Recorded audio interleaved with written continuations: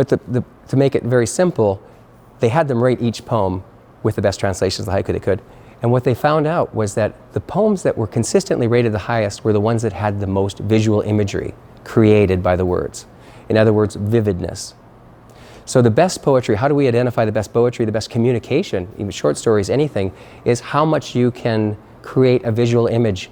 There's an old Latin word for it called energia, and it's really taking the reader and having them be with you through the journey.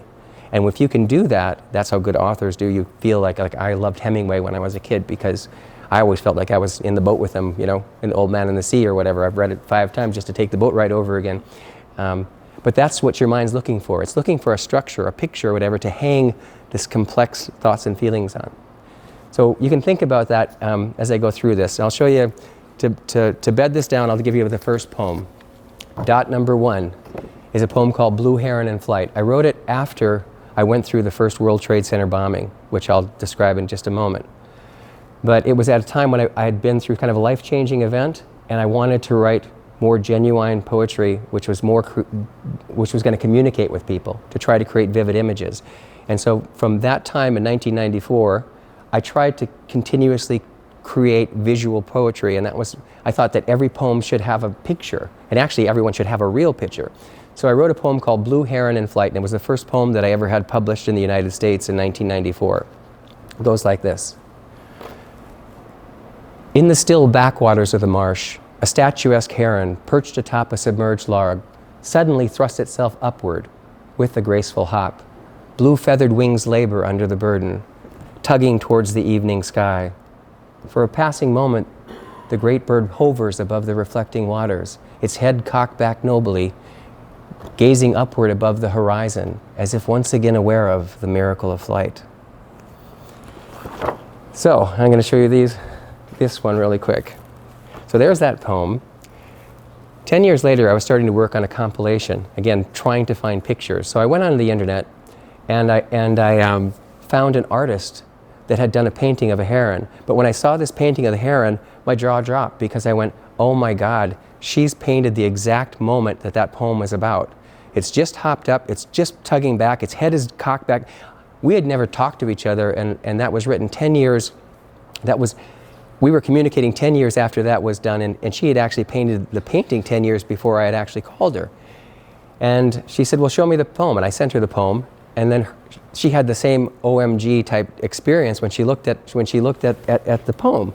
And so we made an agreement that, you know, anytime she wanted to, she could use my poem with her art exhibitions that she was doing, and part of any published artwork that she did when she was showing that particular painting. In turn, she gave me the right to use her painting for the rest of my life because we both saw artistically what had happened. We'd both done the exact same thing with 2 different mediums, one writing and one painting. And it shows you how important vividness really is. So I can get those back. If you turn them, if you change, you'll get the same one actually.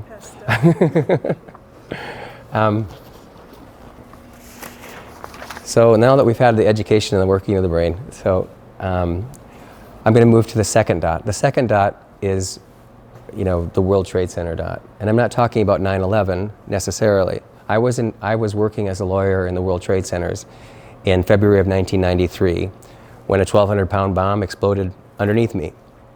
And I had meeting to park in the parking lot that day, and I missed the turn into the underground parking lot, and I parked alongside 2 World Trade Center ground level. And the bomb went off. It was just after noon, and everything just went pear-shaped from there. We lost all of the power in the building. The command and control center was gone, so there was no ability for anybody to make any announcements. 1993, we don't have cell phones. There's no way for people to communicate. I mean, some investment banker probably had a phone like that. But within a matter of moments, all of a sudden you went from in the middle of a very logic-oriented type day into pandemonium. And we were led into an internal stairway. And it was dark, and there was smoke coming up, and it was filled with thousands of people trying to get out of the building. It wasn't like 9/11 because there was about 30,000 people in the building at that time. 9/11 happened early in the morning before people got to work. This was in the middle of the day. And to say something is pitch black, you know, you can think of a dark room or something like that, but this is where you could put your hand right there and you couldn't see anything. It was before we had all these emergency backup procedures with battery-operated lights. All those were installed afterwards. Nobody had cell phones now. In that same situation, we'd click on our cell phones and we'd have light. We had nothing. And we were just walking down the stairwell into the smoke. And it got worse as we got down farther, and finally I got off at the 44th floor sky lobby with my office mate. And we ended up sitting on the floor with wet towels over our face, just trying to stop from breathing in the acrid smoke. 6 people died that day, and about 1,000 people were injured. And obviously I wasn't one of them. And I also, at no point during that day did I think I was going to die. But there was a moment when I was sitting on the floor, as I just described, when I wasn't certain whether I was going to live. It's a little bit different proposition, but in that one moment, it changed the way I was thinking about everything. I had a daughter that was on the way, or I had a child that was on the way, I didn't know it was a daughter. And I just felt that if I die today, what will I have left behind? And the answer was, you know, not a lot. I didn't record any of these important thoughts I had about humanness, and all of a sudden it felt like the head blew up, like my head suddenly got opened up, and I went, oh my goodness, my right brain was just crying out for me to do something to try to record what I feel about humanness. And that's what really resulted in that poem, and then a sequence of poems after it that started to get better and better in the sense that they were honing down more closely into what I was really feeling.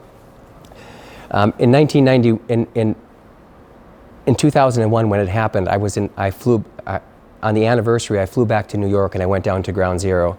And I worked in those buildings continuously, thousands of hours, thousands and thousands of hours. And each floor in the World Trade Centers was an acre of space. And I knew every square inch of it. And when I went back and I was looking at Ground Zero, I was just looking up at the sky, and there was no building there. And I had been in that space was just suddenly gone, and it created a tremendous amount of cognitive dissonance that no words can actually really rightfully describe.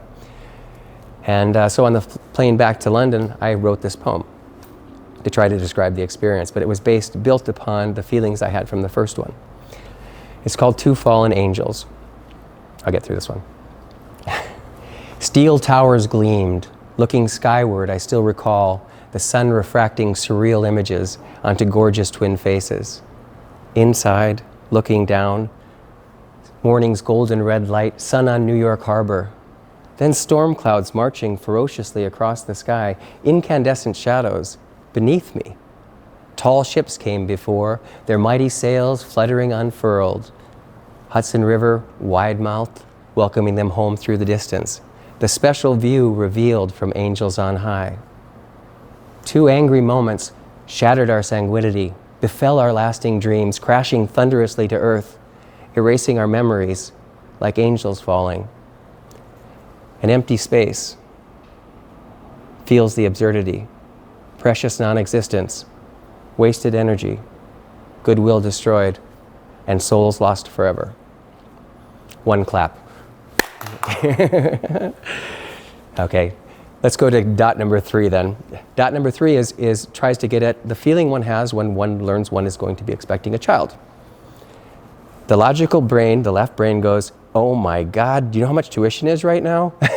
How am I ever going to pay for that? I'm going to have to teach this kid how to play baseball if he's a boy. If he's a girl, I didn't know what to do there. And all those things are happening. Your logical mind is going crazy with all the permutations.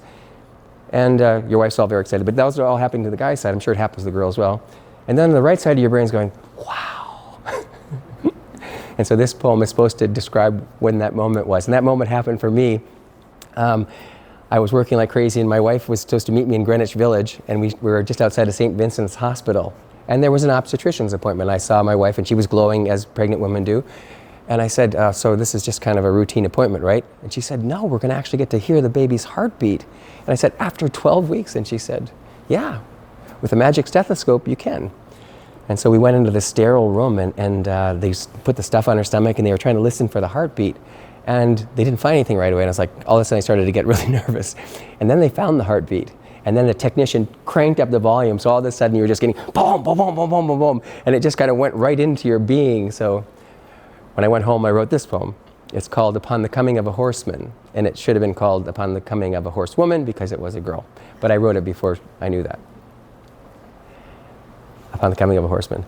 An ever-escalating the-thump, the-thump, the-thump scatters the nervous silence of the sterile white room, an ear-piercing noise magnified 1,000 times by the magic of an electronic stethoscope, as if a valiant horseman approaching at a hurried gallop, the-thump, the-thump, the-thump. The reverberated drumming of the third incarnation pounds at their startled mind, travels through their auditory canals, journeys through the fabric of their inner selves and further, piercing at last through the resilient armor of their retreating youth. The thump, the thump, the thump. The triumphant cadence of the DNA heralds the attainment of its long sought-after goal, the coming of a new horseman, a replacement for those in waiting, destined to ride off in mortal bliss towards a slowly burning sunset. Not understanding the mystery, but pacified nonetheless by the euphoric beat of that wondrous drum, the thump, the thump, the thump.